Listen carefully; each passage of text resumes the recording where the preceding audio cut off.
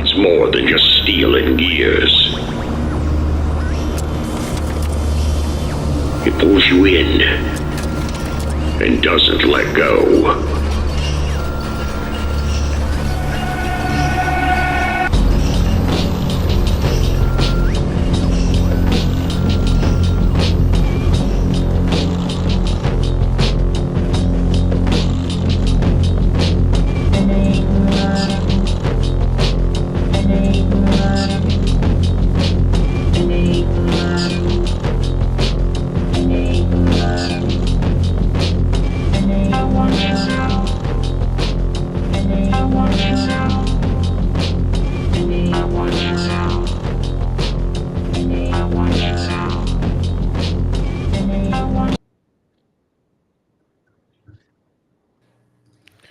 All right, hello. Welcome, Pedro. Hey, Isaac, thanks for having me. Welcome, dude. Yeah, so I have been following your Substack, Contra, recently, and I just listened to a bunch of the episodes last night. You caught my attention with this um, piece you published about Slop. So I've been trying to like wrap my head around like who you are and like what sort of kind of like uh, brand you have. So, what would you say that your brand is as a journalist? I I would say that I don't have a brand, but you would say everyone has a brand in Everybody. return. Yeah, I don't know. I don't know because I never really I would say that I never tried to have a brand, but it would be more like I consciously um rejected the idea of doing that. But I guess like in some ways it's inescapable, right? Like if you don't have a brand for yourself, other people will assign it to you. And but I think in my defense, part of it is due to the fact that in many ways my media career, for however long that lasted, was was by accident. Apart from writing, I had never really intended to do TV or radio or anything like that. It was just it starts with people reading your stuff, kind of like what you just did. You read my stuff and you asked me to come on your program, and then one day someone who has a TV show gets your phone number somehow and asks you to come on. And that's I mean that's how it was for me. And it all happened pretty quickly, so there was no like, all right, let's outline this and think about it. But I guess the thing that I pride myself in is just trying to remain as independent as possible, and being, I guess, extremely stubborn about the things that I believe in. So if that's a brand. Well, so speaking of branding, you do at the top of your Substack have this thing that says "lines in the sand." So Yeah. why is your bio say "lines in the sand," or why is that the description of Contra? You Also, know, the word Contra is like right. against, right? Yes. Yeah. I I was thinking about what to do with that because I was staring at the box one day, and I think before that it said something like "Politics and Culture" by Pedro Gonzalez or something like that, and I thought like this is kind of lame, and I deleted it, and then I just sort of stared at the insertion point for a while, and I typed the words "lines in the sand" because that's what came to mind, and I think it again it speaks to kind of how I see myself as someone who will draw a line and then stand on it. You know, however that works out is however it works out. But that's what I do, and that's I think what I'm known for. And I think that there are some things there are hills worth dying on, and there are fights not worth backing down on, regardless of the ramifications for what that means for you. And so lines in the sand, I guess, is where that came from. I didn't actually think of that before I wrote it. I think I actually just typed those words and then tried to like make sense of it myself, and that's what I came up with. Yeah, well, and then so what about Contra? Contra is actually kind of a mixture of inspirations, and partly it's because I was actually a huge fan of a game called Contra growing up. It's just side scroller. You probably are familiar with it. It's a side scroller shooter it was like arcade game that is takes its name in part from the Contras anti-communist guerrillas, Yeah. and but also just the idea of, again, maybe this might be a character flaw, but the idea of, again, taking unpopular stances and holding your ground, standing against. So the Contras were Nicaraguan. Who were the Contras? Yeah, they're South American, and they don't exactly have a fantastic reputation, but it was more to do, I think, with the video game and the early aesthetic of the newsletter. If you go back into the archives, you'll see like it's very much inspired by the video game, and you can see. I think I even used like sprites, like basically these images that were derived from games from that era, and I guess it might be kind of confusing that I never particularly wrote about video games or anything like that. But for me, the aesthetic, I've just always been fond of it, kind of retro 80s style, I guess.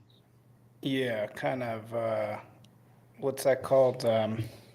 Vaporwave-ish, a little bit. Synthwave, vaporwave, yeah, Vaporwave.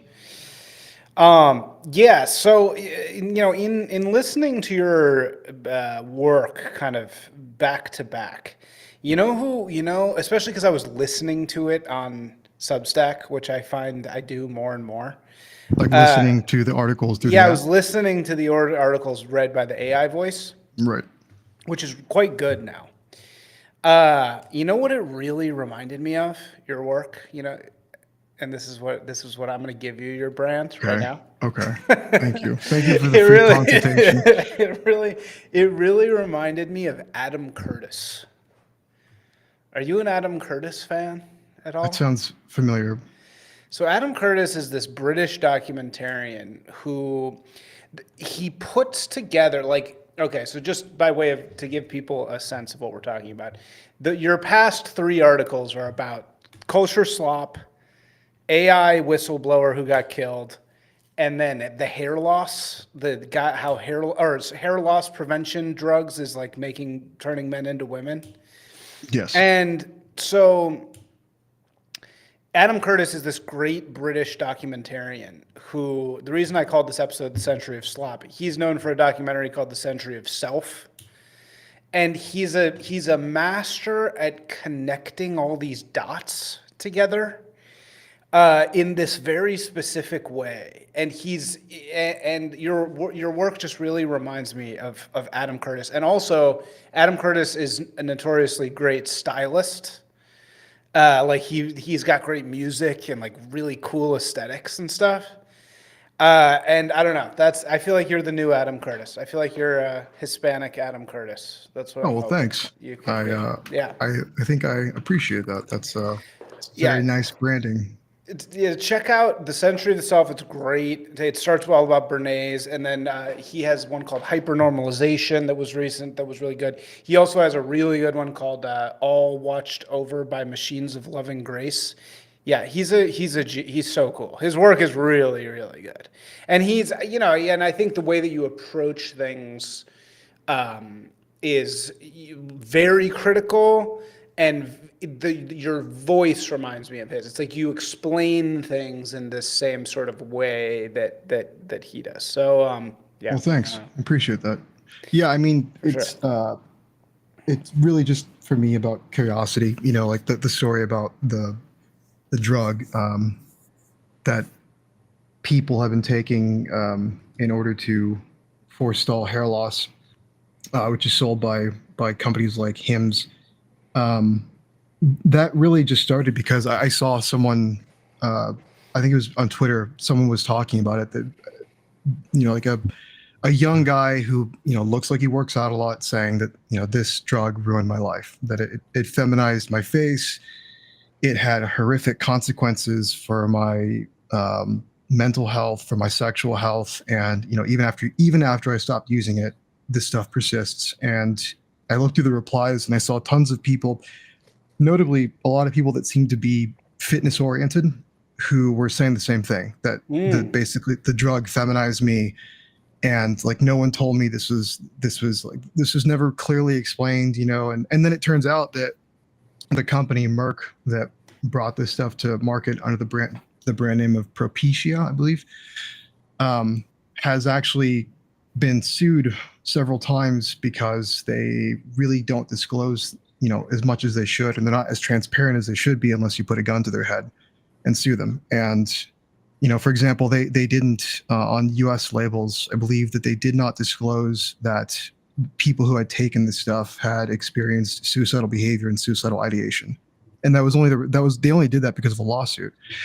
And there was another issue where basically it came to light that the Merck allegedly was completely aware that in studies and trials that they had done, people who had taken the stuff for a certain period of time and then stopped had continued to experience long after ceasing to use the drug sexual dysfunction, like erectile dysfunction. Another horrific thing is I think it's pronounced anhedonia. Yeah. Basically, the inability to experience pleasure. And the way one guy described it was like, I look at my wife and I can, you know, I see her smile at me, and I you know, and she does things to show me that she loves me, and I can't feel anything in return. And Yeah, I remember that from your piece, and my response was, it's called being married, bro. So, come on, like, what are you talking about? He's like, I don't feel anything. It's like, hello. No, but I think, of course, I mean, of course, it seems to me, I've been really shocked at just my friends, even the people that I'm around, how many people are on things like testosterone supplements, and what's the drug called that you're talking about? I believe it is pronounced finasteride. Yeah, finasteride, right. So yeah, like people are on. I'm always surprised at how many of these things people are on. Yeah. And yeah. Sorry. Go ahead. Well, it's totally fine.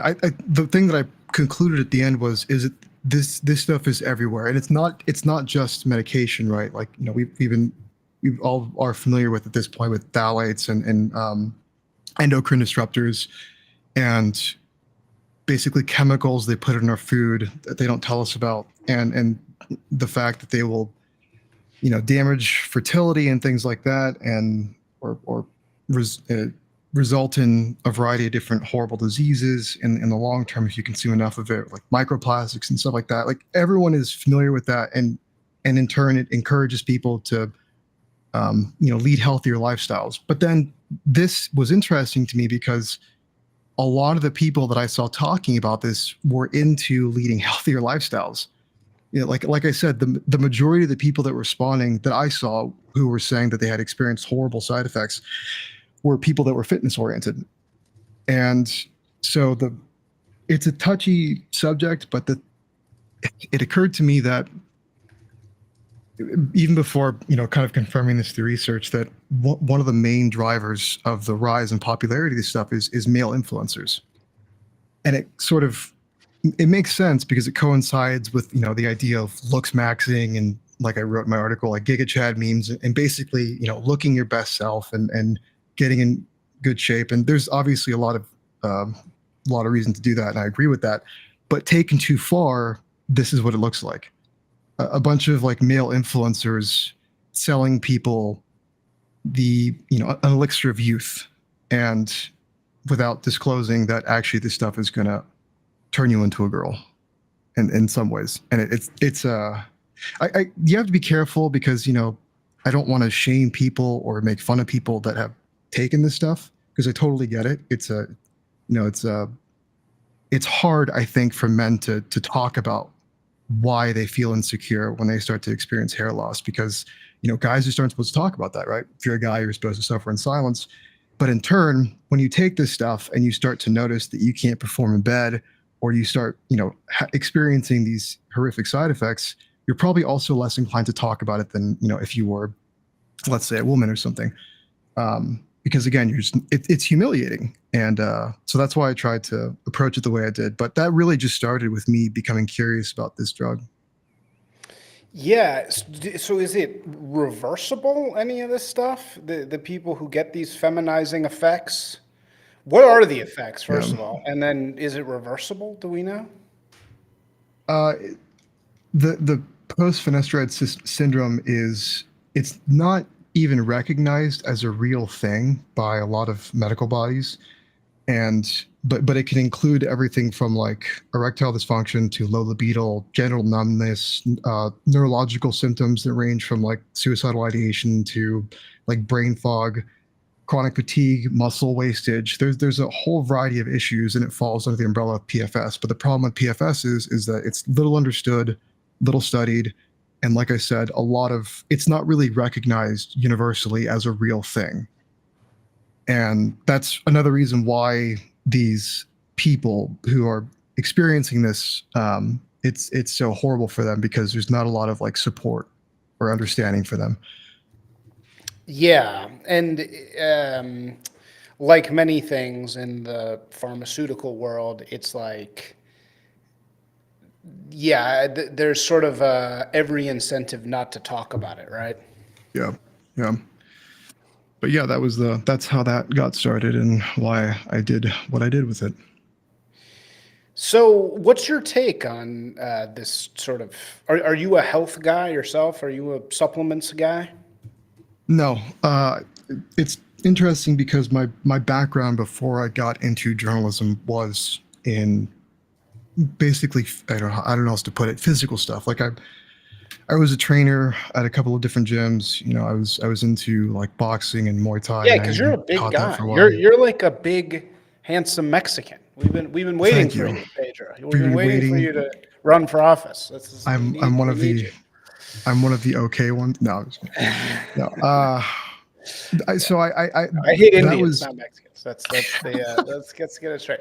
No, I'm just kidding. I don't hate anybody. I don't hate anybody. I've been getting anti-Semitic hate for a week on the internet, so I'm a liberal again after being yeah. called a kike 7,000 times. Anyway, no. So yeah. So sorry. Well, but yeah. No. Continue. That was my What's your background. history? Yeah. You were a That was trainer. yeah. But for me, fitness, I mean, has been a lifelong thing. I started I started in high school, you know, lifting weights this probably sounds unusual, but I had basically I had a mentor in high school, and every day of high school for the 4 years that I was in high school, I lifted weights at 5 a.m. with him Wow. and one other guy. It was just the three of us, and it was this. We had this system where like we would only rest for as long as somebody was lifting, and it was very old school. Like no mirrors, no one really is allowed to talk, no sitting down. There was two choices of music. It was either Bruce Springsteen or Bob Marley, and that was it. You know, like the guy who ran it, his name was Randy Cowell. He was sort of like I guess in some ways was my first experience with dictatorship because he ran the gym like a dictator. But it was good. I mean, it inculcated discipline, it was something that stayed with me for the rest of my life. But the other thing about him too was he was super against supplements. He had a visceral hatred of like steroids, and I never asked him why, but for that reason, it sort of stuck with me my entire life, basically to avoid, like the only thing that I would say the most extreme thing, it's not even extreme that I've tried is like creatine, but it's like Yeah. that's something that's not extreme at all, right? Like pre-workout and tren or anything like that, like I've never touched that stuff, and I never will, and I've always had just kind of an instinctive revulsion to it, and it's like I said, it's probably just because of the way that I grew up doing this stuff. So and I think it served me well because the explosion of supplements hasn't exactly hasn't exactly been a great thing. Well, I think, what's interesting about your perspective is you're asking questions about these things that everybody is very excited about, which is, of course, going to make you the enemy of some. But, it's important to ask the question. So let's get into, we really are here to talk about slop. Yeah. Yeah, this became a fitness talk. Yeah. And you published this fantastic article about slop. So, what is slop? It's hard to define. That's actually why I wrote it. Again, it was just something that was in the air. It's something that was being used so ubiquitously on, like every time I would open Twitter or Substack, people are talking about slop and complaining about slop. And it occurred to me that like, I don't think I've seen a definition of what slop is. And I think that's one thing about slop is that it is hard to define because it's something that you sort of feel. It's something that you intuit. Like you see an AI generated image of shrimp Jesus and you're like, that's slop. Yeah, why did you choose shrimp Jesus Because to be the example that you use? it makes me angry just looking at it. And it's repulsive. That's Very not I don't kosher. Very not kosher. Jesus and right, shrimp in the same picture. No, but right. why? But why shrimp Jesus? Why does that bother you? There's something inherently offensive aesthetically and yeah, I think that's it. I mean, it's really sort of like a gut reflex that you have to this stuff. Like you see it, it makes you sick to your stomach. It makes you angry because you look at it and you're like, this is offensive to me, uh, and on an aesthetic level, this is hideous. I know that if a human was involved in its creation, shame on them, but it doesn't seem like something that like any decent human would create. I can also tell that this sort of thing is just sort of churned out for mass production, which is another. This is actually, I think, a characteristic of slop, and that it is like algorithmically forced on you, which is to say that it seems inescapable, and it's not just relegated to images of shrimp Jesus. It's the movies that you see when you open up streaming services like Netflix. Like you have to dig through tons and tons of titles that you just sort of know, whether it's reading the synopsis or the images that are associated with it. Like that this is just trash, and you watch it and you're like, yep, I'm not going to get that 90 minutes of my life back because it was trash, and I knew somehow that it was. And I think so. Those are the main characteristics of it. Is that it feels worthless. It instinctively this is garbage, and that it appears to have it is created in bulk because it is. Like I said, it's ubiquitous. Whether it's the images or the garbage movies or books, which I also wrote about, and it's pushed on you. It's not necessarily something that you want to see, but you can't help but see it. I've noticed something about sequels, that sequels have taken on this AI-ish quality, that sequels aren't now the next part in the story. They're a copy of the first one. So Yeah. sequels aren't like the next chapter anymore. Now they are a copy. A sequel is now a copy. Like, and by way of example, I mean that if you like look at the trailer for the most recent Gladiator, it's not just like new characters and stuff.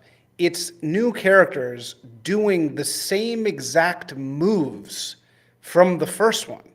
Like it's the guy doing the thumbs down, but it's a different guy doing it. And Right. it's the chopping the head off. Remember when Maximus chops the head off with the two swords at one point? It's the same move. And it's really weird because it's like they're not it's not only has AI taken over, it's very funny because the people who have taken over Hollywood are AI also, and they don't understand that a sequel is supposed to be a continuation. It's not supposed to be a replica. And what you're talking about is that there's this eerie, uncanny valley that happens when something is copied over and over, kind of, right? Because Yeah. you talk about generation loss. You have this really interesting point about AI learning on its own material and how things Yeah. go really wrong. Yeah. So right before that, I mentioned that Netflix uses AI to analyze scripts and plots and trends as a way to predict audience preferences and then create a ton of content based on that. And that was initially their business strategy. They admitted to it, because in their mind they needed to have tons of stuff on demand. and now they're saying that they're pivoting to quality, but I haven't seen it yet. But uh, after that, I get into what's called model collapse, and I'm not an expert about any of this stuff, but model collapse. It's funny because you read these theoretical explanations for things that, again, you just kind of know. Like, I recognize this, even though it was published in a research paper in a journal I've never heard of. I know what this is because I've seen it with my own two eyes. And basically, model collapse is the idea that as AI trains on outputs that are generated by AI on synthetic data instead of human data, that the outputs degrade, they become worse in quality and also in diversity, which is to say that they become more and more similar. So what comes out, the outputs are worse and worse and also the same. And again, this is something that when you look at whether it's memes or trash movies or books on Amazon that are very clearly generated by AI, these are all different things, but you know that it's all somehow part of the same thing, which is slop. It's things that are created in this extremely synthetic way, even though humans might be involved in its creation. It's not purely like an AI generated. It still has that aspect to it, that this doesn't seem like something that was actually produced for humans. It's produced for NPCs, and I guess NPCs don't really mind slop. So how does the AI model work? So let's start with that. How does a large language model train, and then normally, and then how does it train on its own stuff? I don't want to get into a discussion about that, because I'm not like an expert at all in this stuff, so I probably just trip over my own tongue. Yeah. But I think that the main aspect to it is that again, on an aesthetic level, and I don't know if I would use the term ethical level, is that it doesn't seem like it's stuff that's made for humans. And again, what's so kind of confounding about it is that oftentimes humans are at some point in some way involved in its creation, but it just seems like it's something that's not really made for us. And I guess what I'm trying to get at is this is one of the reasons why I'm so frustrated by the growing embrace of all things to do with AI, which is that I think that you can't really create things that are truly beautiful and lasting and profound unless what is creating that is endowed with a human soul. And I think that is, again, in a completely lame-brained way of, because I'm again, I'm going to repeat myself, I'm not an expert on any of this stuff, but just on a kind of street level gut reflex, that is what makes me so against this. I'm happy to give you an example or go further in it, unless you want to. Yeah, no, go for it. So it's funny because I'm going to be talking about this tomorrow, but I think the book that sticks out to me is the most profoundly human thing I've ever read is The Road by Cormac McCarthy. I've read it. Yeah, and it's funny because you'll hear people say that it's his most pedestrian work, or it's his most it's his most accessible work, and Child of Dark is obviously a much more it's a much darker book. It's much more difficult. His last two novels, Passenger and Stella Maris, whatever. Obviously, a lot of people on the right, a lot of conservatives like Blood Meridian, which is another book that is in some ways, people consider it his true masterwork. But the reason The Road so profoundly affected me, and I would say it is his best work, is because it's also his most personal work. Basically, McCarthy had an abusive father, and he had a son later in life than I think he anticipated. And there's dialogue in the book that, according to I think his son, was actually taken from exchanges that he had with his father. And basically, McCarthy wrote this book because he had this enormous fear that he was not going to be around to raise his son, that he wasn't going to be around as long as he'd like to really truly father his son, right?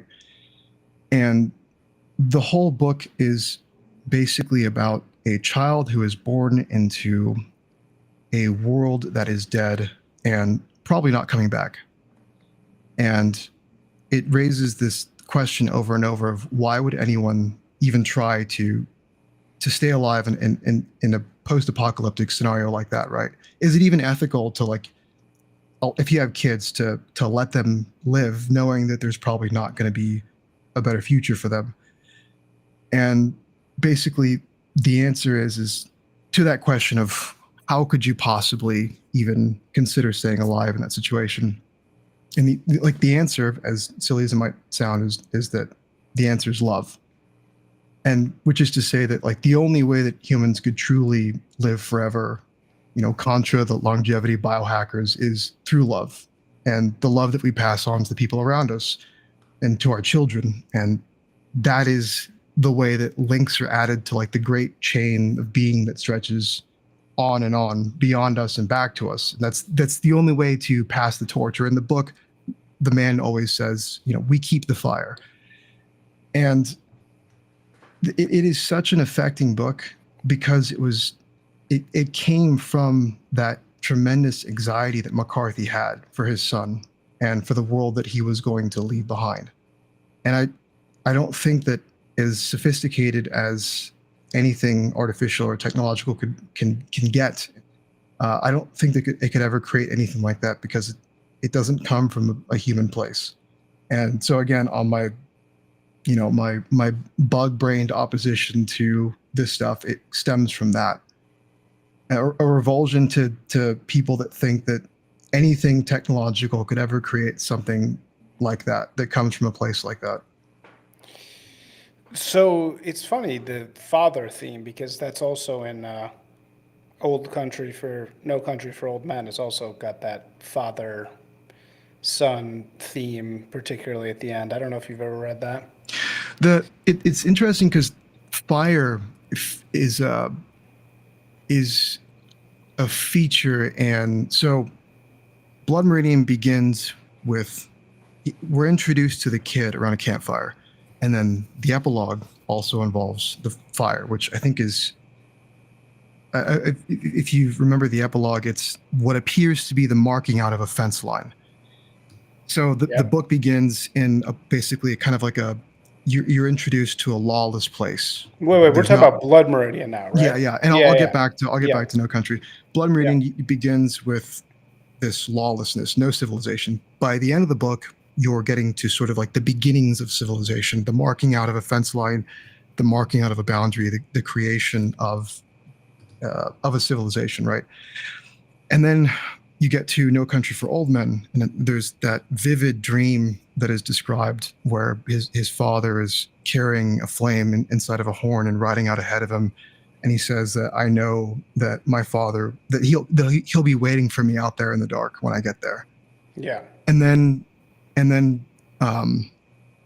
the world ends by flame. You never know. You never actually are told exactly what ends what it's strongly implied that it's nuclear, but the most evidence you get is a shear of light and a low series of concussions. Yeah, that's it. I remember that. Yeah. I always remember I always remember that line.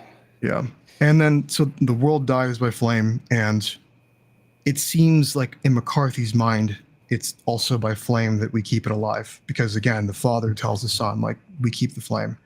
And so again, this is why I have such a, the Luddites lose. I guess there are two things that are true about Luddites, right? They make good points and they usually lose. And that's, but that is why that's why I wrote the Slop article. That's why, again, without knowing enough about this stuff, you might say, to write about it, I still do, because it offends me on like a moral and aesthetic level. So. Yeah, I think that the conversation of slop and the conversation of AI are definitely not separable. For some reason, they don't necessarily refer to each other, but they absolutely, I mean, it's kind of unbelievable because they're occurring at the same time. And obviously, AI creates slop of itself, but also people create slop. Yes. And it's funny that it seems to be really the century of slop because both people are creating a lot of slop and now we have AI creating a lot of Yes. slop. That's right. Yeah.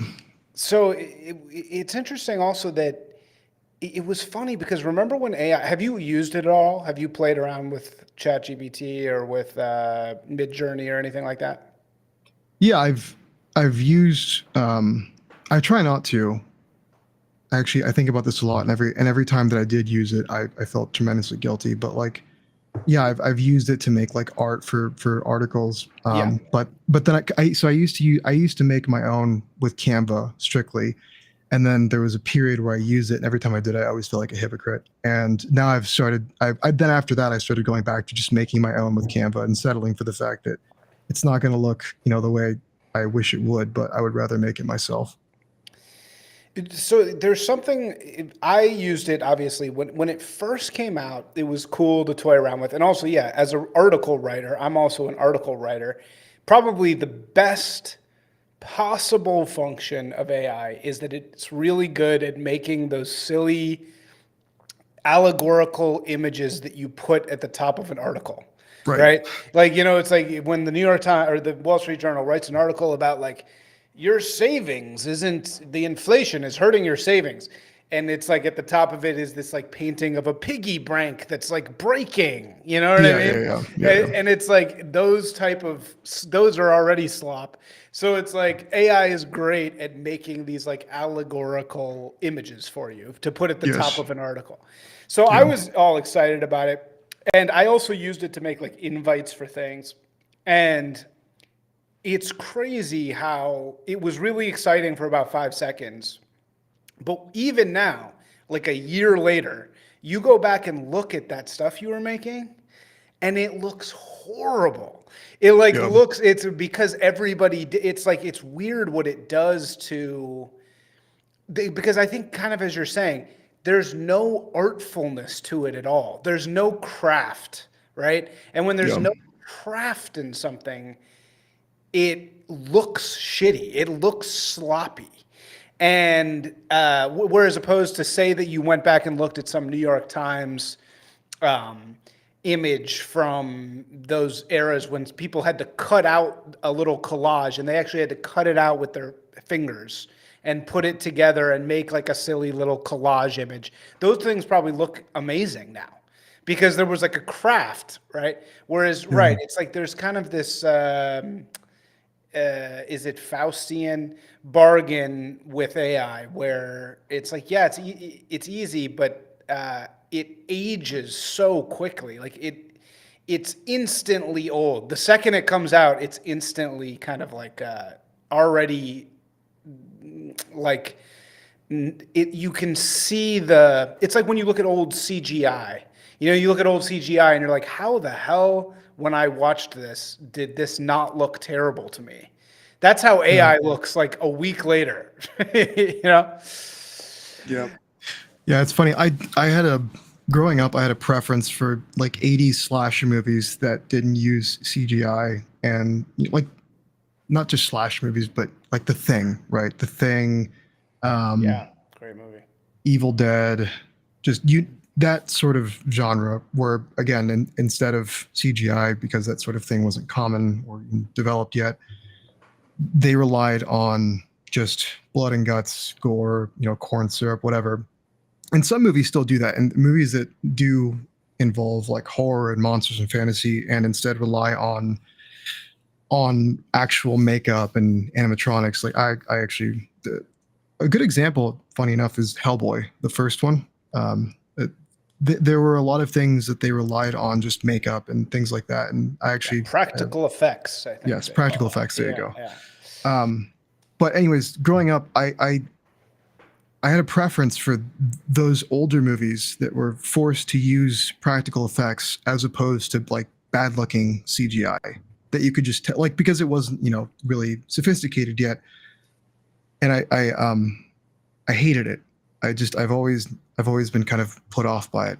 And I still really have a preference for like old school slashers. There's a great series called Terrifier. I don't know if you're familiar with it.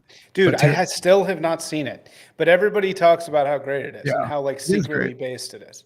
It is that. But what I love about it is it's a throwback to practical effects, like good old fashioned slasher final girl horror, right? At least the second and third one, and it's fantastic because you can tell that there's a craft that goes into it, and that's kind of the thing, is like each one is more horrific and more brutal than the last, and they're sort of pushing the boundaries of what they can do.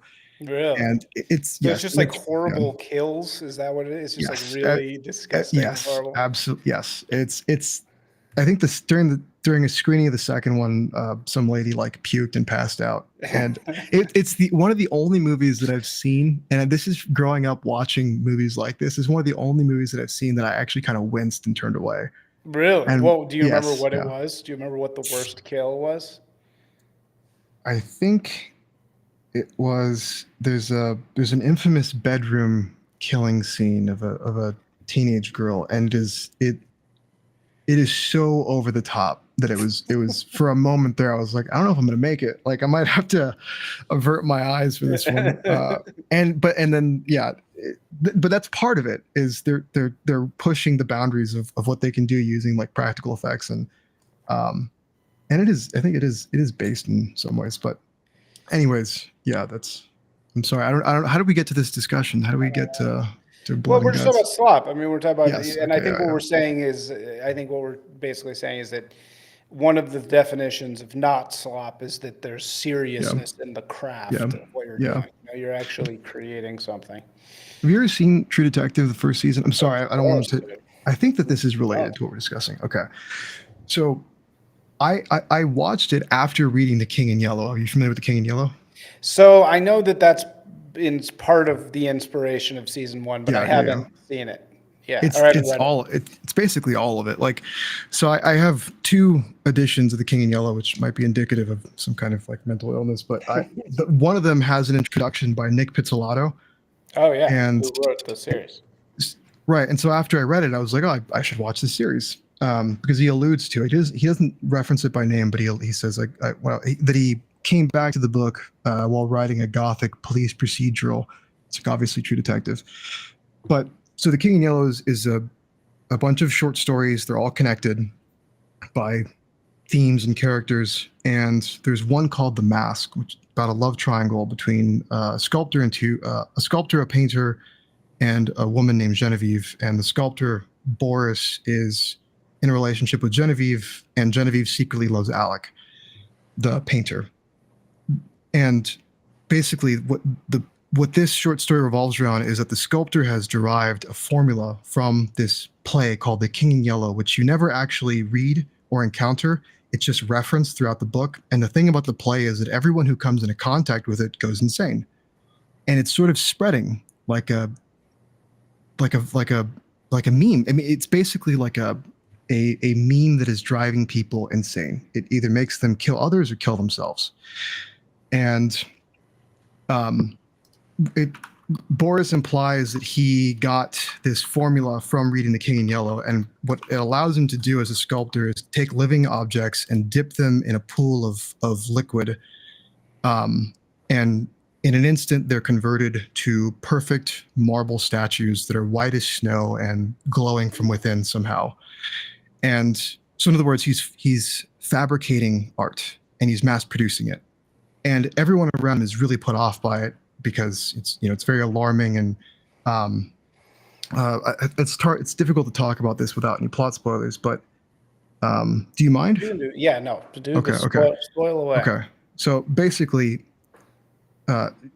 Genevieve ends up getting really sick and dying by throwing. Well, presumably, you think that she dies by throwing herself into a pool of this liquid and becoming fossilized and becoming a marble statue.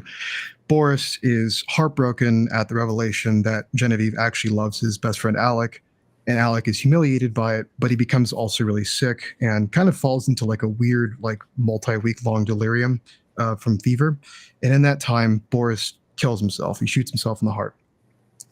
So what am I getting at with this? And what I'm getting at is that my read of that story was that this artist, this sculptor, who thought that he could basically break all of these all of these limits, all of these laws on creation, on what humans should be allowed to do with regard to art and life, and basically sort of looking at it as like a way to amuse himself, taking living things and then turning them into statues for his own amusement. While doing that, I think he lost sight of the fact that the woman who adored him had basically kind of become a sculpture in her own right, a living, breathing sculpture, in the sense that she sort of was fossilized.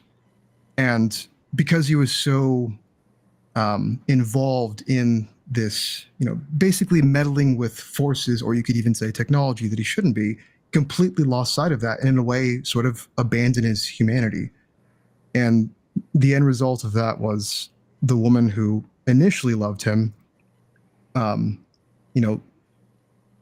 resolving that the only thing that she could do was to kill herself and turn herself into a statue, because in some ways that's what she'd already become.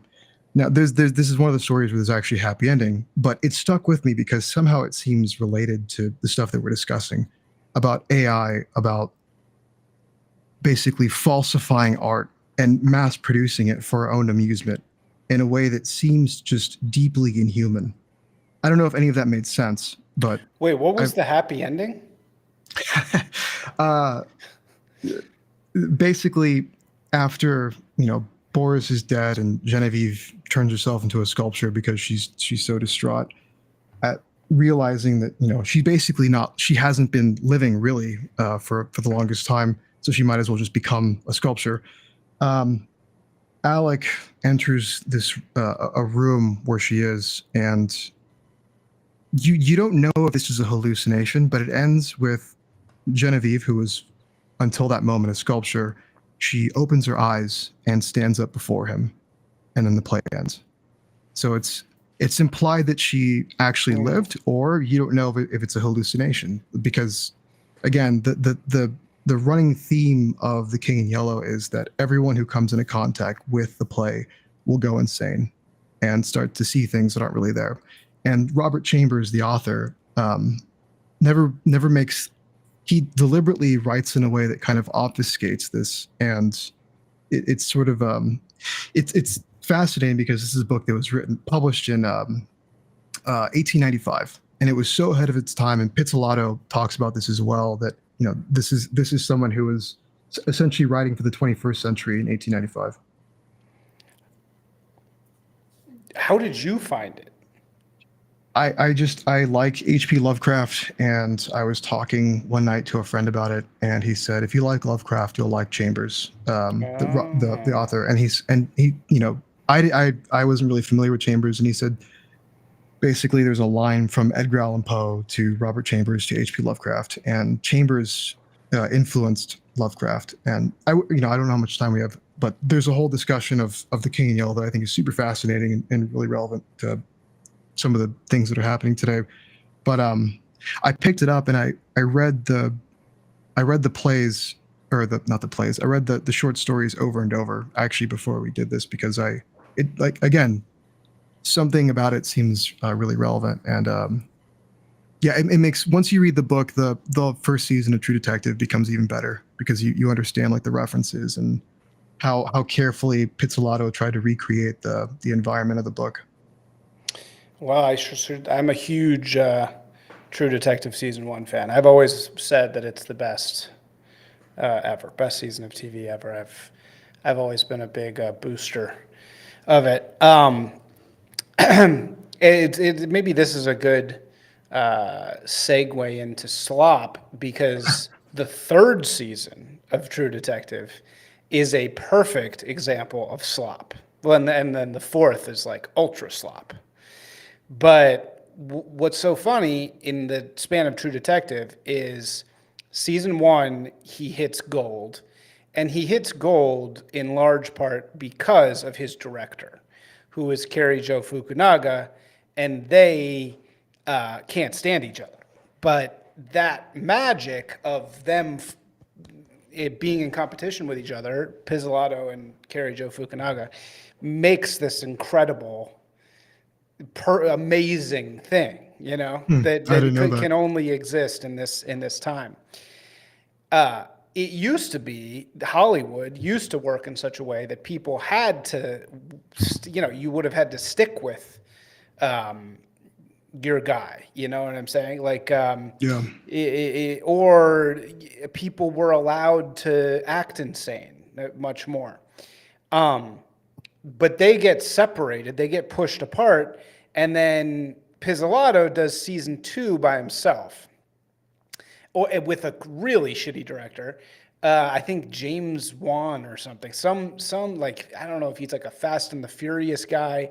It's funny because they were like, "Oh, Fukunaga's Asian. Let's just get another Asian." And same thing. And so, but this guy sucks. He's horrible. And so season 2 also has really cool ideas, but it is a disaster. It is completely horrible. Like in almost comically so, and so then, okay, you have an example of, but at least it's an attempt. At least it's an attempt to make something happen. And then you have season 3. Clearly, Pizzolatto gets scared. Like somebody scares him and says, "Oh, you got to bring this thing in or whatever." And then so season 3 is basically just a shitty replica of season 1. It's a slop version of season 1. Oh, that's and funny. It's got all the same kind of. It's like everything is just a slight AI tweaked variation of season 1. Oh, that's terrible.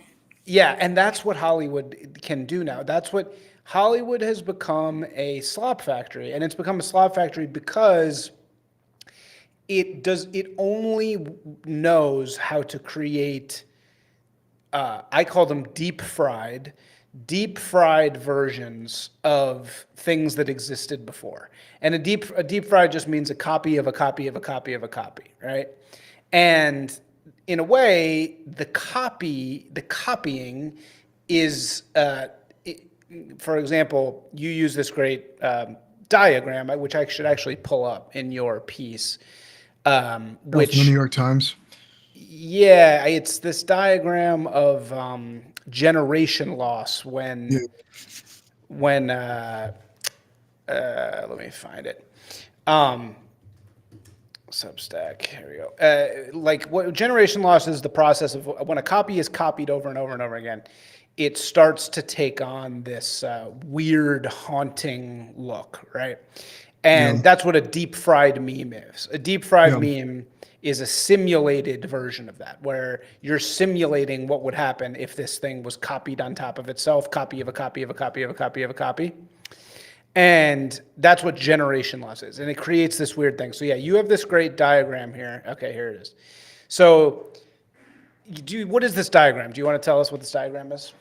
Yeah, and well, it's a visualization of what we were talking about earlier, that when AI is learning not on data that's derived from things that humans have created, but basically just outputs that are generated by other models.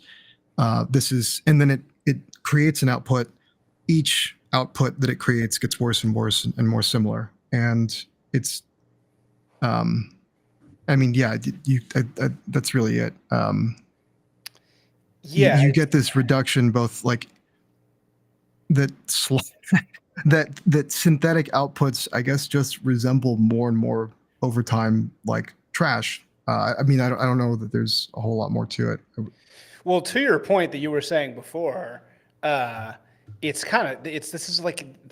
really is like haunting to me, because it's like, to your point before, it's like when the computer becomes unmoored from people, it stops being able to learn, right? Like it can't learn on its own stuff, right? Because Yeah, how AI that draws digits collapses after being trained on its own output. So I guess what that basically means is the way that AI, and this is actually your other piece implicates this as well, which about the whistleblower getting killed Oh or yeah. dying. Um, uh, it's saying, okay, just as a copy of a copy can drift away from the original, when generative AI is trained on its own content, its output can also drift away from reality, growing further apart from the original data than it was intended to imitate. So essentially, it's like when you're training an AI, meaning when you're telling it, that's a Monet or that's a dog on human created things, it stays crisp. But when you're training it on its own creations, it fails, which is really fucking crazy. That's like metaphysically profound for the reasons that you were just saying before, because it's like, yeah, it's like, why would that be? Why would it not be able to know? There's something that we can't even describe about an AI piece of slop that makes it so that the machine can't learn on it anymore, right? But we wouldn't even be able to describe this, right? Yeah. Yeah, no, that's right. And the one aspect of this that factors into the piece I wrote about the OpenAI whistleblower death is that there was a again this is something that I use the more and more using the word feeling and intuition to describe stuff, because at the very end of that story I talk about how somehow like it feels related to the Boeing whistleblower who was Oh yeah. Well, killed. like, so tee this up because we have like 30 minutes left. So tell us the Oh, story sure, of sure. the AI whistleblower. Well, basically, you have this guy, Balaji, who works for OpenAI for about 4 years, and he eventually concludes that OpenAI is violating U.S. copyright laws in developing its offerings, and he also comes to the conclusion that the work that they're doing will do more harm than good. And eventually, Balaji is named in a custodian request by the New York Times as someone who would have information that's relevant to a lawsuit that the New York Times has filed against OpenAI over basically this. I think the heart of it was that the Times was saying that they're basically ripping us off. They're using our stuff to train their products, and it's wrong. It's a violation of copyright law. And so he was named as someone who might have access to things that the Times would consider relevant to their case against OpenAI. A few days later, I think like a week later, he's found dead in his apartment in San Francisco. He's 26 years old, and obviously for a lot of reasons, this raised a lot of eyebrows. Again, like a lot of people have since come out and said, I think it was just a suicide, because that's what the police ruled. The family launched an independent investigation. There are people that I respect who think I think it was just a suicide, and there's maybe he was troubled and never told anybody about it. So I'm just for legal reasons. There's no way. For legal There's reasons, no way in hell. it was I mean, come on. okay. But yeah, Yeah, thank you. whistleblower. Whoops. It's amazing how often whistleblowers kill themselves. It's Right. it's really so common. How does this happen? Disclaimer. That's the disclaimer I'm throwing out there. But in my piece, I talk about how like one of the reasons why, apart from the fact that he had no outward indication that he had wanted to kill himself, and his family and friends did the same thing. He was perfectly fine until he was dead. Was the fact that in the background, OpenAI very recently pivoted towards the defense industry. Yeah, you have some good stuff on that in the piece. Yeah. So what's their connections to the defense industry? They started to take on basically they've started to take on more contracts, or to do contracting with the military, not just like like the State Department, which they have done, but the actual like DoD. Their first big contract, according to, I think it's called FedScoop. It was reported on the 4th. I don't know if that's when OpenAI got the contract, but that's when FedScoop reported it. Was basically this was like their first real major contract, and it was with the Air Force Research Lab. And again, FedScoop framed it as like this is their first Chat GPT enterprise partnership with the DoD. And the reason that's a big deal is because OpenAI for the longest time had a policy about not doing stuff with its products that could be used for war.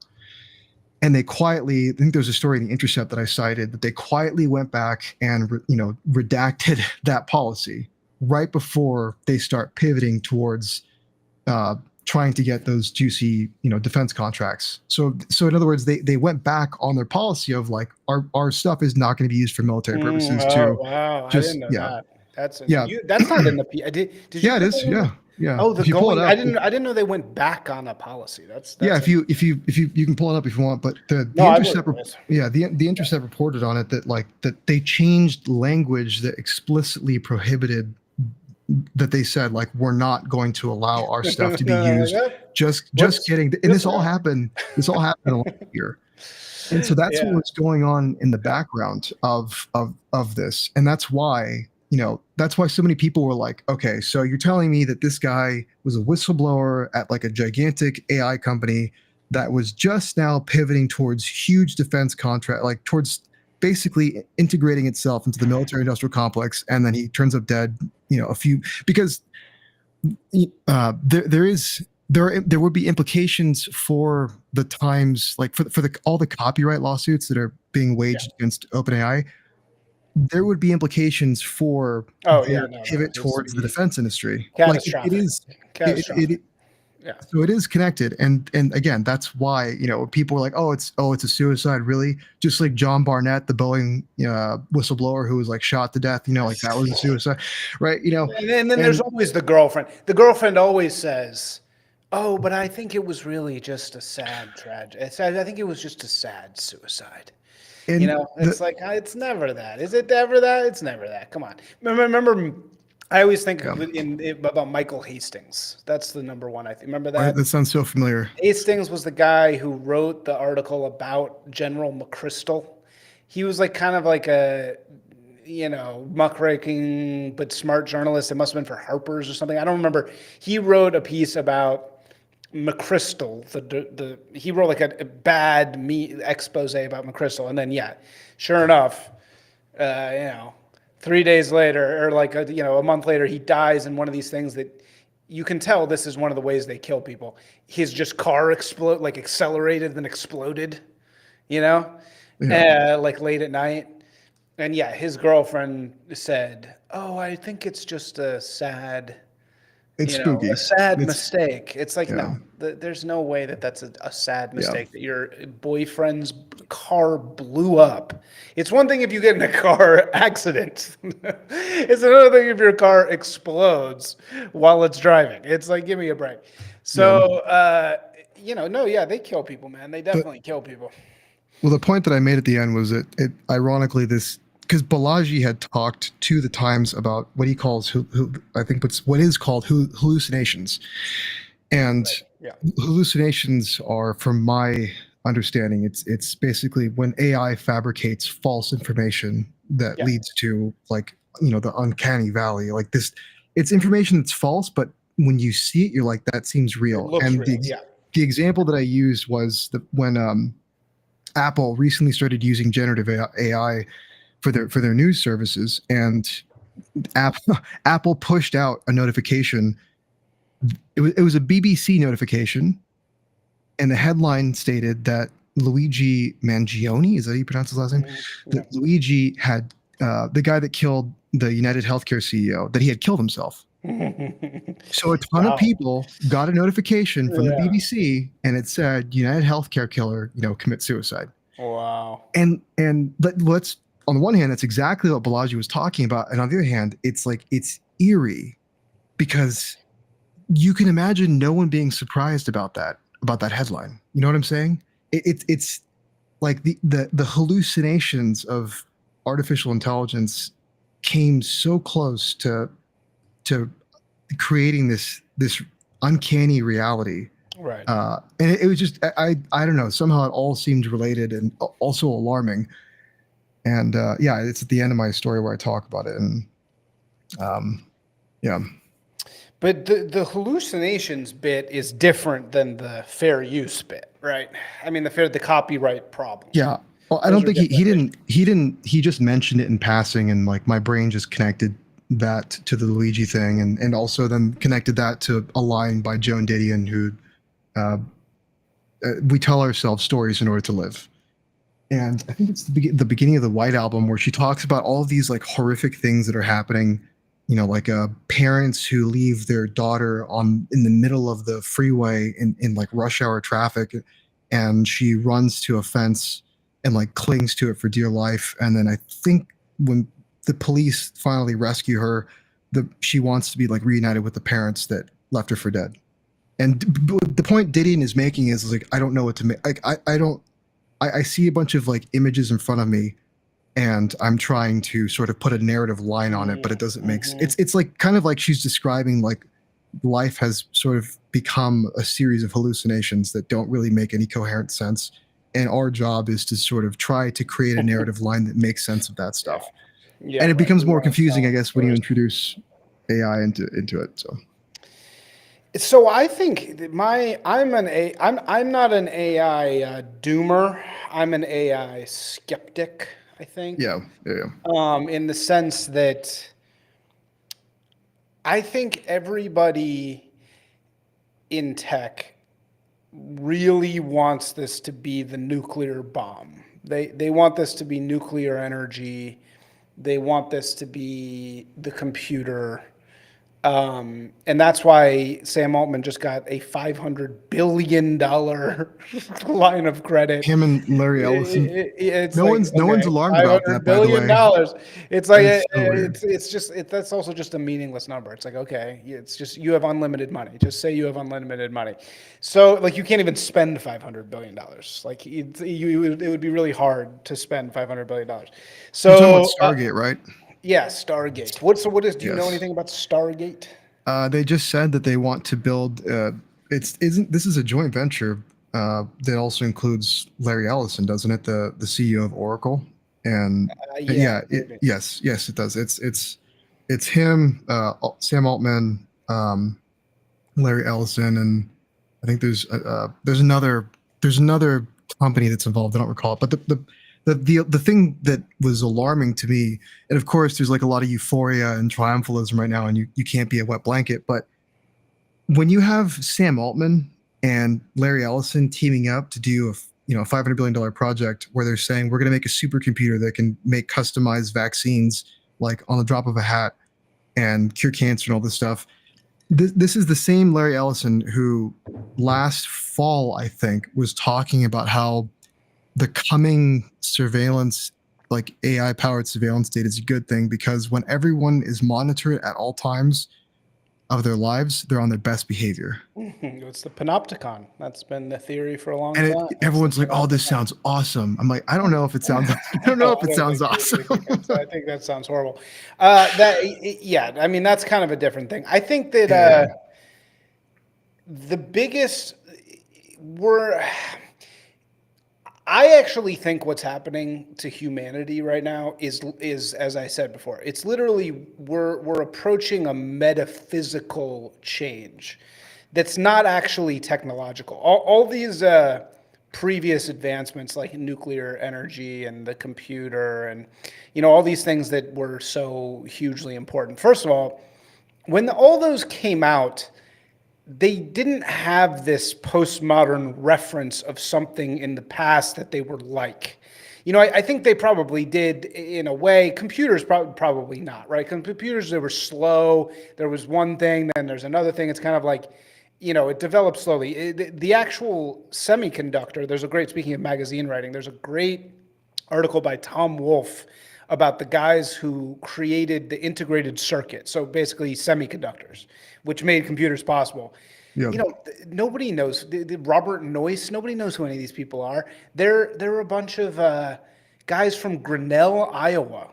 These are like Iowa Midwestern borderline like communist Protestants who, you know, Kellogg's cornflakes dudes who Yeah. made the computers. Nobody talks about these guys now, you know, like and they were just really committed to their, to speaking of craft, but they weren't thinking of what they were doing necessarily as like, we're going to give us $500 billion, you know, like we're, you know, nobody Yeah. thought of it that way. Speaking of stories, right? Whereas these guys who are involved with tech, as much as I like a lot of these dudes, they're telling themselves a story that they're gonna be the next thing. Like they're telling themselves that, and they want something to be that thing. That's why Elon wants to go to space, right? And Yeah. that's why a lot of these tech guys want to do AI, because they want to do this next giant seismic thing that's going to be definitional for years to come. And that's why they are all telling themselves that that's what AI is. And I'm not saying it's not. Maybe AI will turn into that. I'm not 100% convinced that it's not super powerful. Maybe it really is super powerful, and it will really change the world. I just don't think it's going to change the world in the way that they think it is. I don't think this is going to have AI. We're not going to have robot butlers. We're not going to have robot. It's not going to happen. We're not going to have what AI has proven itself really, really well, do really, really well. It's the last thing we thought robots could do, which is make art. That's the only, not really well, but because I, of course, believe the same thing that you do.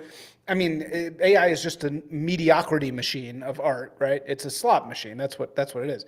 The slop machine. That's a good. Maybe we should call something that. But I think that what's really been surprising is what it's teaching us about people. I think that's what's actually most interesting about AI, is that Yeah. AI, the profound breakthrough is actually a lot more about human beings than it is about the actual technology. Yeah. No, that's right. Because, you know, I think as angry as Slop makes people like us, I think you also, there is a part of the population that gets sort of conditioned to it, you know, and they just sort of, they learn to consume it. And maybe kind of goes back to not just consume it, but desire it, maybe even desire to create it. And maybe it goes back to the discussion we had about the mask, the short story that is contained in The King in Yellow, because so I've taken an interest in like weird fiction and science fiction, in particular short stories, and so you know I'm thinking about maybe humiliating myself by pitching something to an editor and getting rejected. But so I looked at some magazines, like Clark's World is one of them. This is just a random example. Clark's World had to temporarily shut down their submissions because they were getting swamped with AI generated stories. And this is just one magazine. There's been several magazines, and it's not just relegated to science fiction. This is, like I said, I just pulled this out of a hat. But they had to, for a while, basically shut down their submission process and try to figure out a way to make sure that they weren't publishing stories that people were submitting that were created by, you know, like presumably like something like ChatGPT. Yeah. And what shocked me was, in my mind, it's like, I can't imagine being the type of person who would do that. Basically, write a prompt, have something spit it out, put my name on it, and then send it in. And then let's say I did get published, feel good about it. I couldn't, because I didn't do that. I falsified something. It's not actually a reflection of my capabilities and my thinking, like my spirit, you could say. And apparently enough people were doing that like several magazines have had to install guardrails to stop it from happening. And I think and maybe another example of this is we sound like boomers talking about this, the prevalence of students using this stuff to write their essays. That also to me is like, you know, when I briefly was enrolled in a Great Books program, every essay that we had to do was handwritten. And the essays consisted of, you know, we would read like Plato, Aristotle, Machiavelli, and like not interpretations of them, but the original texts themselves, like by, you know, or translations by like Alan Bloom, and then like the Chicago editions of Aristotle and stuff like that, or the Agora editions of Xenophon. And then we would write handwritten essays for a certain amount of time on, you know, pencil and paper. And like that, I think that is such a a good way to retain that is like that is the best way to retain information, and also to engage with the text themselves, and to think that there's an entire generation of people that are not only cheating on their homework, but also cheating in the process of creating things that are supposed to be works of art. I don't know. It's very bleak. But it's also there's two sides to it, because yes, there is. It's not all bad. Because on the other side, in my opinion, none of these people should be writing essays anyway. You know what I mean? It's like yes, people like you should be writing essays, but somebody like you should be carved out from whatever population you're in, and you should be in the top 10%. And you should go to a great college, and you should be trained to hone your craft, right? The amazing thing, this is why it's just such a profound thing what AI is doing, and I've tried to articulate this. It's virtually impossible to so far, but it's replacing artificially intelligent people. You know what I mean? That's a great way to put it. Yeah. It's like it's all it's doing is taking. I run a business, and so I see this firsthand. When you run a bit, the Pareto principle, 80%, 20. Yes. People are probably so sick of me saying this, but when you run a business, you see inevitably once you get big enough, 80% of the people do basically nothing, and they don't do nothing. They kind of do a little bit of work here and there, but they don't really do the work. You don't really need them. You need the 20%, and the 20% of the people who do 80% of the actual work, right? Yeah. AI does the 80%. AI is as good as a mediocre employee. Yes. And so you don't really need these people anyway. So it's kind of like, that's what's so interesting about, particularly in the artistic context. I'm not talking about in some of these other contexts where you need actual labor. You need like huge amounts of people to actually do things. I don't know really. But in the artistic context, the reason we're so effed right now is because there is absolutely no way to measure talent on either side. There's no way. We are in a glut. We're in the world's worst artistic glut of all time. And there's no pipeline with which to advance as a creative in any practical sense. And that sucks, and it's really depressing. But the thing about AI is that it's like, at least AI is going to come around and hopefully make it so that people who are really creative are going to have to get into their craft, right? It's like it'll make it so that as a writer, yes, you can't pretend as much anymore. Yes, maybe I don't know. Maybe that's I totally agree. That's how I concluded with the article I wrote on Slop. That's exactly what I wrote in the conclusion. That there's this there's this gigantic island. I likened it to the island of garbage in the ocean. Yes, garbage patch. Totally. It's like there is this massive amount of it, and unfortunately, somewhat of a demand for it. But what's going to happen is you will see this kind of like separation of people that can pretend, like you said it, and people that can actually create things that are beautiful and interesting and uniquely human and are the product of, like, frankly, suffering. Because I think that is at the heart of every, I think, great work of art. Like I use this example in a recent conversation, and I never get tired of it because as a dad, I read a lot of Winnie the Pooh.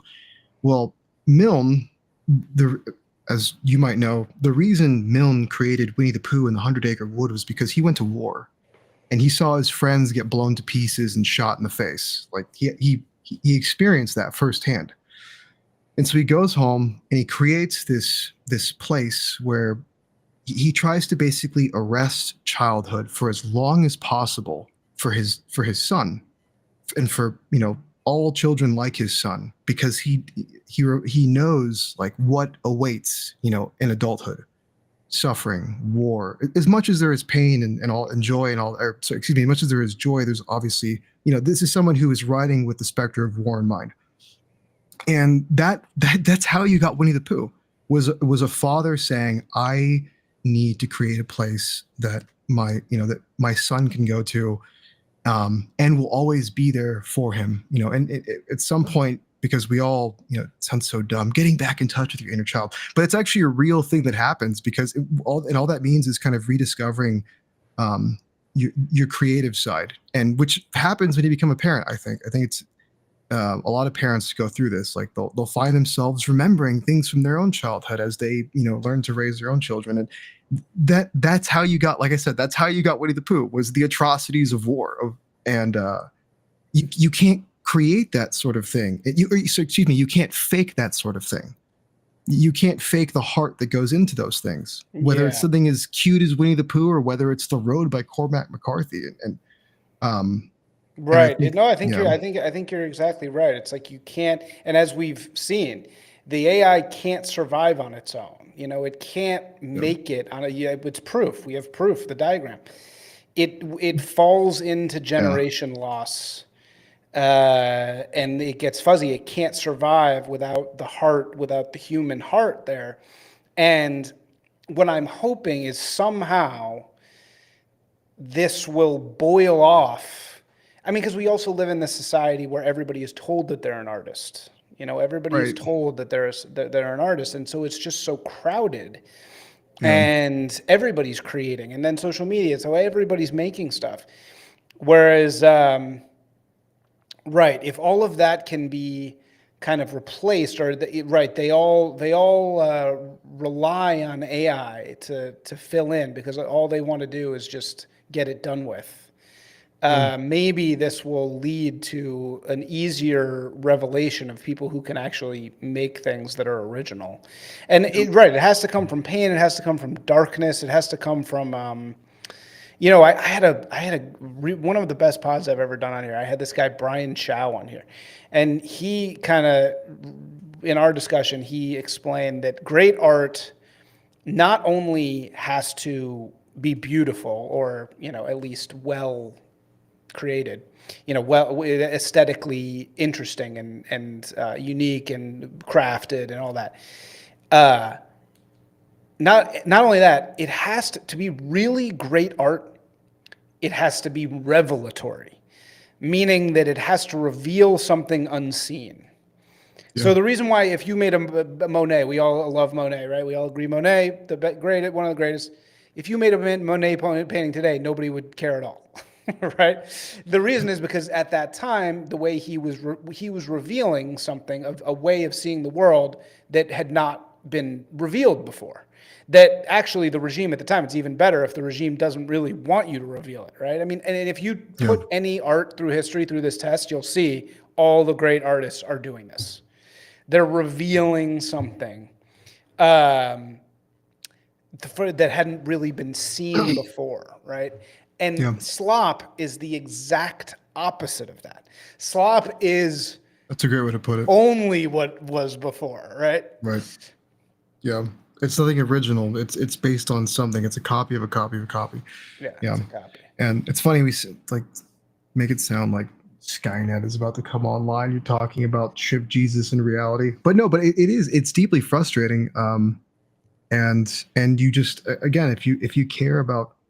And I'm not trying to pass myself off as like an athlete or something, but I think anyone who cares about like creativity and authenticity is probably concerned about this stuff and thinking about it. And it's interesting to see it manifesting in different ways. Like people trying to create sort of offline artistic communities, or the rise of dumb phones, which I think is related to all this. That you can find articles about Zoomers who have decided to ditch their smartphones and are instead they switch to bricks, whether it's like a Nokia, the unkillable Nokia, or a variety of different dumb phones, and then they are creating book clubs and getting together and reading classics. And I think all these things are related. There's a return to authenticity and a return to creativity, and I think it's really interesting. This is actually why my writing has pivoted more to trying to explore these topics and understand them better, because I think it's weird, because obviously there's a lot of energy on the political side, and people are really excited about that. But like, I'm much more interested in this stuff because at the end of the day, I think that this is the stuff that really matters. I wrote a column for Chronicles about the shift in cultural attitudes and interests, and in particular as they pertain to men. And in that article, I cited Alex Perez, who wrote a piece on Substack about why there are no like literary men. Well, but that was a commentary on a New York Times piece that was about the Yes, same yes. thing, probably, right? Yeah, I haven't read Alex Perez's stuff yet. Starting to sound like I'm about to reach model collapse, but no, it was a commentary on a commentary on a commentary. But the point that he made was that men are not reading fiction or writing fiction because fiction today is anti men, and like men are not allowed to write good fiction unless it's like self-flagellating or feminized, ironically, right? And the point that I made was this is important because the stories that we tell that come from these human places are ultimately the stories that define the world that we live in. And to give another example, the earliest historians were storytellers. You know, Herodotus, Thucydides, they told stories of how their tribes lived and died, how wars were won and fought, and those stories were in themselves the act of creating and defining peoples.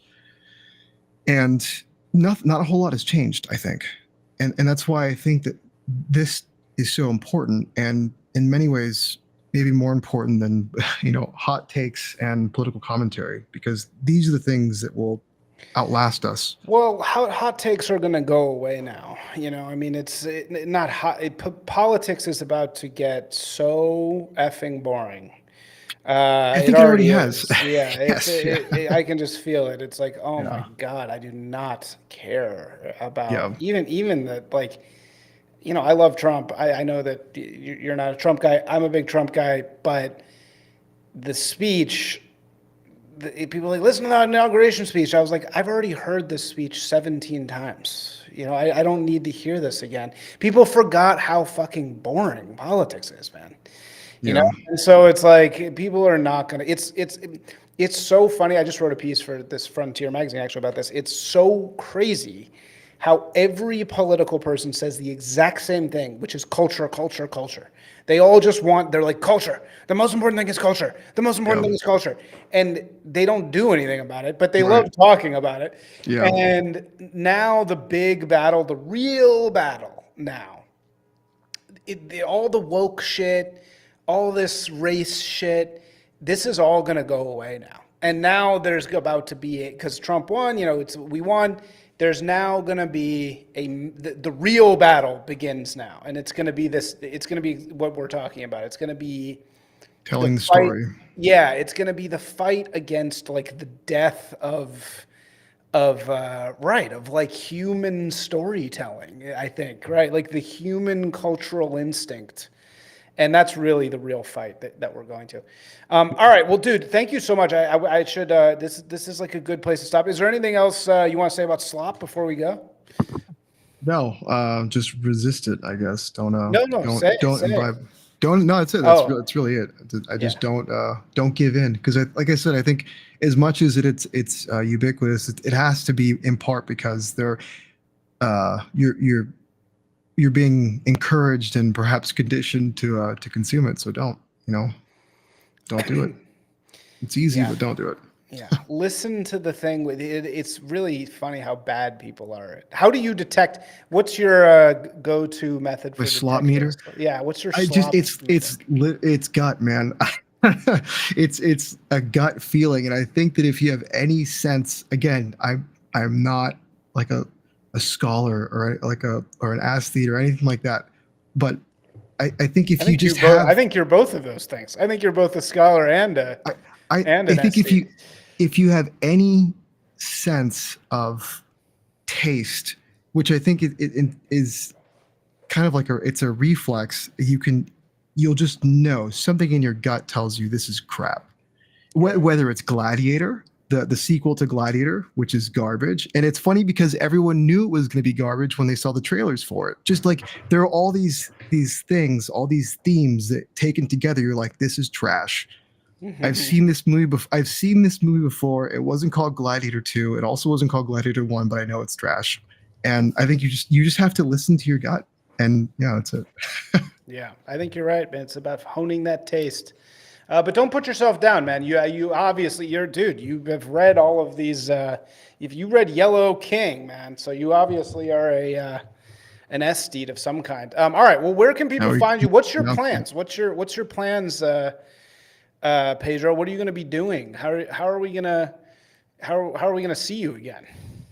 Well, you can find me on readcontra.com, and that's or I have a column as well at chroniclesmagazine.org. I write a monthly print column, and I also write online pieces for them. And yeah, I'm going to be doing this more. I'm getting back into podcasting and stuff, and you can tune in and hear me mispronounce words and talk about how I'm stumbling through the creative process myself, and yeah. Cool, man. All right, dude. Well, great combo. Really, really enlightening and really interesting. So thank you so much for coming, and I'm going to press the button here. But thank you so much, man.